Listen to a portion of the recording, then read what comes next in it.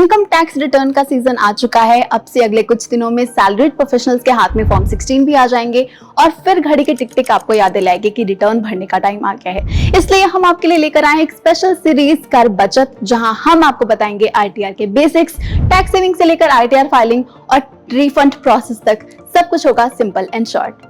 हाय, मैं हूं तुलिका, आप देख रहे हैं जी बिजनेस। और सबसे पहले शुरू करते हैं बेसिक सवाल से। आईटीआर होता क्या है और इसे फाइल किसे करना होता है? इनकम टैक्स रिटर्न एक तरीके का फॉर्म होता है जिसमें आप इनकम टैक्स डिपार्टमेंट को ये डिस्क्लोज करते हैं, ये बताते हैं कि एक फाइनेंशियल ईयर में आपको किन किन सोर्सेज से कितनी कमाई हुई है और इस कमाई पर आपको कितना टैक्स भरना है। आपकी जो टोटल इनकम होती है उसके हिसाब से ये देखा जाता है कि आप किस टैक्स स्लैब में आते हैं और फिर टैक्स स्लैब पर जितना टैक्स रेट होता है उस रेट के हिसाब से आपका टैक्स कैलकुलेट किया जाता है और फिर आईटीआर के जरिए आप अपना टैक्स भरते हैं।